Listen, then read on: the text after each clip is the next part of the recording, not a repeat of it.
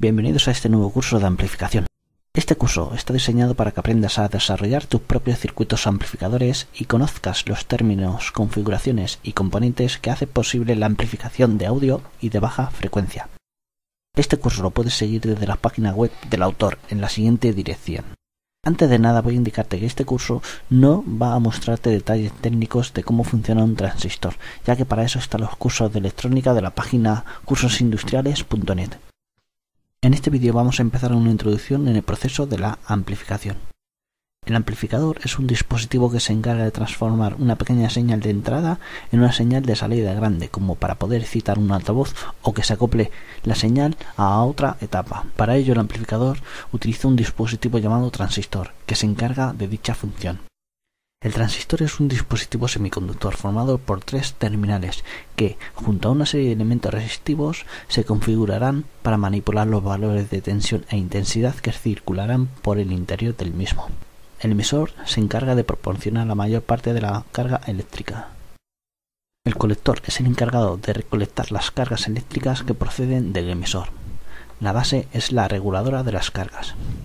Dicho lo anterior, estableceremos que la intensidad que circulará por el colector de un transistor será igual a la intensidad que emite el emisor menos la intensidad que se escapa por la base según la fórmula siguiente.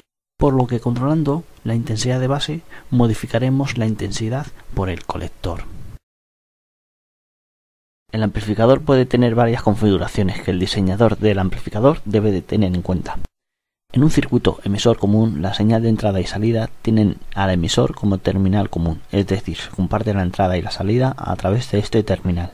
Esta configuración es la más usada en transistores bipolares. Su impedancia de entrada suele rondar 1 kiloohmio y la salida algunas decenas de kiloohmios. En el circuito de base común, la señal de entrada y la de salida comparten la base como terminal común para la señal. Su impedancia de entrada y salida son muy bajas, del orden de 100 ohmios para la entrada y unos 500 ohmios para la salida. No se produce inversión de fase en esta configuración, pero la amplificación no es muy buena. En colector común, la señal de entrada y salida comparten el colector como terminal común. En esta configuración, la impedancia de entrada es muy alta, rondando varios cientos de kiloohmios, y la impedancia de salida es muy baja, por lo que se suele usar como adaptador de impedancias. En este curso vamos a ver principalmente circuitos en emisor común.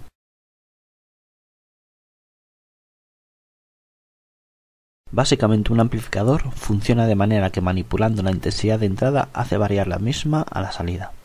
Y si aplicáramos una señal a la entrada, esa variación de corriente iba a producir variaciones más grandes en la salida. Las curvas de características de un transistor nos permiten establecer el funcionamiento del transistor dependiendo de la intensidad de base que circule en un momento dado.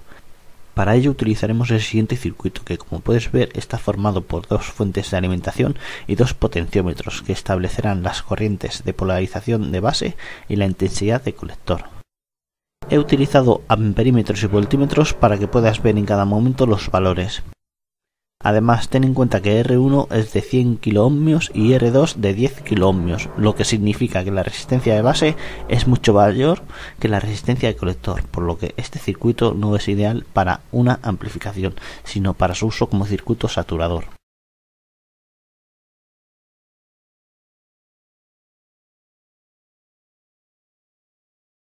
En el siguiente circuito puedes ver que las resistencias variables se alimentan directamente a las fuentes de alimentación de la base y del colector, por lo que variando los potenciómetros variaremos las corrientes por el transistor. Como puedes ver en el vídeo, hasta que el valor de la caída de tensión base emisor no alcanza un valor cercano a los 0,6 voltios, no existe circulación de corriente por la base. A partir de ese momento, de acuerdo disminuye el valor de R2, habrá mayor caída de tensión en la tensión base emisor y por lo tanto mayor circulación de corriente por la base. Como puedes ver, a la salida se ha multiplicado el valor de la intensidad. Observa que a medida que aumenta el valor de la intensidad de colector, disminuye la tensión de colector emisor y que no hemos tocado para nada la resistencia de colector. Y por el contrario, al disminuir la corriente de base, aumenta la tensión colector emisor. De todo esto podemos deducir que para ciertos valores de la intensidad de base existen unos valores para la intensidad de colector y la tensión colector emisor en el transistor. Para valores establecidos desde el momento que entra a la conducción al momento que entra a la saturación fuerte, podemos establecer la zona de trabajo del transistor mediante la recta de carga. La recta de carga es lo que delimita el funcionamiento del transistor en valores de corriente continua. Es decir, nos permite establecer los valores de polarización adecuada para cada corriente de base, y así, más tarde, cuando se inyecte una señal alterna a la base, podremos saber qué valores de corriente de colector y tensión de colector producirá esa señal. El transistor tiene además una constitución interna que hace que la corriente de colector sea un número de veces mayor que la corriente de base. Ese factor se llama ganancia estática de corriente y se representa por HFE en la hoja de características. Este número indica el número de veces que se multiplica la corriente de base para obtener la corriente de colector, y que en el transistor para una corriente de colector de 2 mA proporciona un factor de entre 200 y 450 veces más que la intensidad de base. Pues bien, teniendo en cuenta el valor de la intensidad de base y el valor de la ganancia de corriente estática, podremos calcular mediante la fórmula siguiente el valor de la corriente de colector, pero solo en circuitos de polarización de base. Por lo que, volviendo a nuestro ejemplo anterior, para una intensidad de base de 24 microamperios y una ganancia de 300, obtendremos una corriente de colector de 7,2 miliamperios. La tensión colector emisor se calcula restando la tensión de alimentación VCC a la tensión que cae en el colector, y como puedes ver nos da una tensión menor de 7 voltios. En el siguiente capítulo empezaremos con una introducción a la amplificación con una baja señal.